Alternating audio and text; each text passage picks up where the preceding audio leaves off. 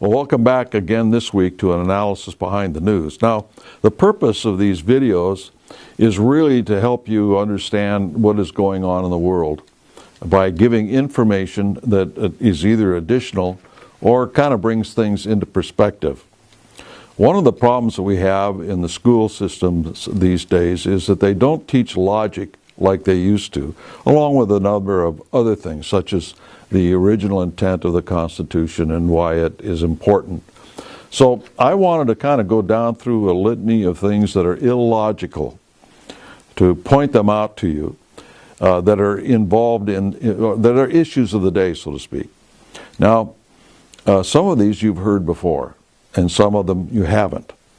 But I've kind of sketched them out here, and I'd like to go down with them, through them, and kind of lay it on you, if you will. If you believe in the Constitution, and by adhering to it, that it would balance the budget and limit the government size and regulation, then it is illogical to believe that by amending the Constitution, you would remedy current problems. If you believe that politicians do not obey the Constitution today, it is illogical to believe that by amending the Constitution, it will force the politicians to obey it tomorrow. If you believe that Obama cannot be trusted and his negotiation of treaties are not in the best interests of this country, such as the Iranian deal, but not limited strictly to the Iranian deal, then it is illogical to believe that Obama has negotiated any trade deals that will be beneficial to America or Americans. If you believe every decision made by the federal government is a mistake, then it is illogical to believe this consistency is an accident.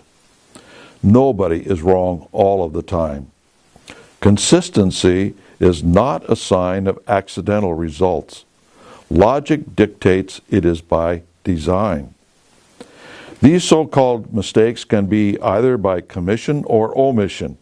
In other words, inactivity can also be a detrimental activity, if you will.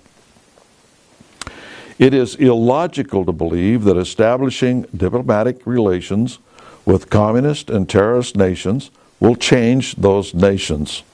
Not only is it illogical, it has never ever happened before. Other factors, if they did change, entered into the process.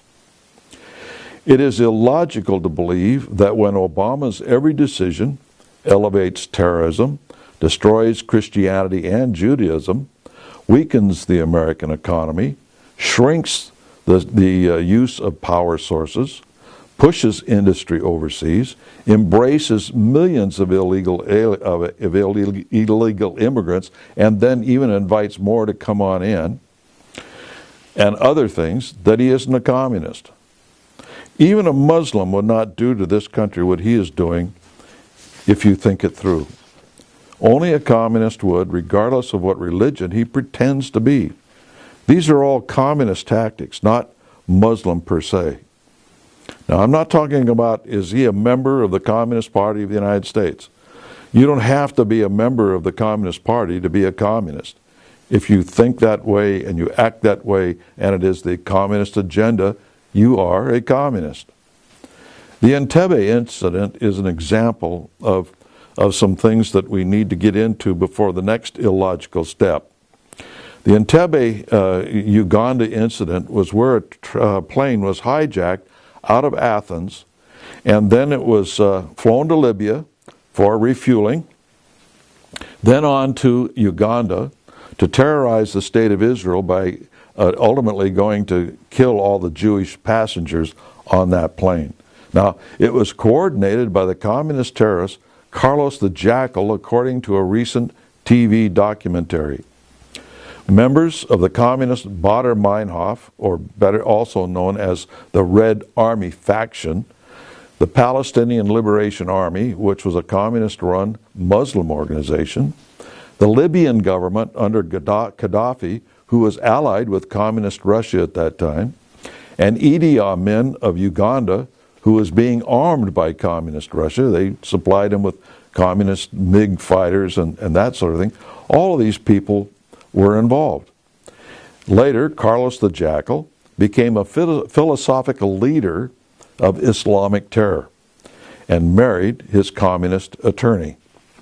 Now, we mentioned this one example of the worldwide communist network and how they work together with a common thread of communism, whether they were European, Middle Eastern, African, or whatever, whether they called themselves Christian or whether they called themselves Muslim. Therefore, it is illogical that the communist terrorist networks around the world simply withered away after 1990, that they stopped being murderers and simply went out and found jobs. Examples abound of these sorts of organizations which started to call themselves other names after 1990, particularly something Muslim. And many of these communist organizations, again, particularly the Kurdish communists, have received aid from Obama, Moscow, and Beijing. It is illogical that the vast communist apparatus that ran the Eastern Bloc in the USSR simply said they will give up the reins of power to hand them over to whom?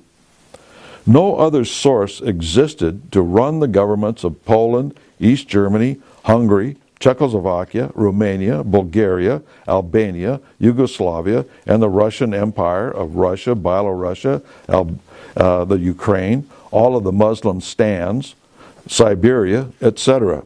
And then there are the existing communist governments in Cuba, Venezuela, various African nations such as Zimbabwe, and of course Vietnam, China, and North Korea. After all, you can't leave the reins of power to somebody else when somebody else does not exist.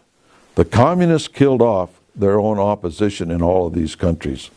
No opposition or personnel existed except for outfits like Solidarity in Poland, which was a KGB operation developed to control the rising unrest of the Polish citizens. Solidarity is a socialist term.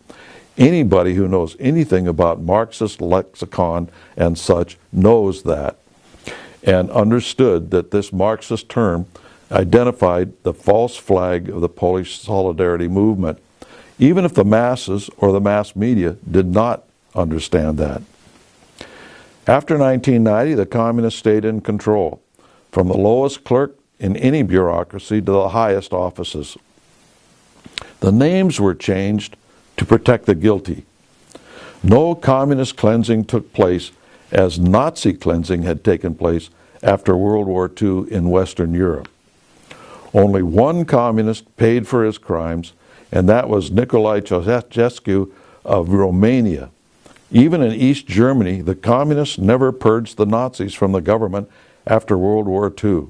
They simply joined the Communist Party. That was told to me personally in Germany by one of the members of the West German Parliament, that the East Germans never got rid of the Nazis out of the government. They kept them, and they all became communists. And a lot of people think there's a difference between Nazism and communism. I invite you to send for this. You can get it on Amazon for a couple of bucks. It is the Soviet story. It shows the cooperation between the Nazis and the communists for the whole first part of the Second World War, even during the war, in certain things that the Soviets were doing. When I was in junior high, I read a book that basically said there is no difference between the communists and the Nazis except for the color of their shirts. And that's something that most people don't seem to understand. There is no real difference except personalities. It's called the Soviet story. Now, there's some things in here that I might not agree with, a little nuances here and there, but generally speaking, this is a very good documentary of communists and Nazis working together. So it's illogical that communism died. They simply retooled and camouflaged their movement. That's all that happened.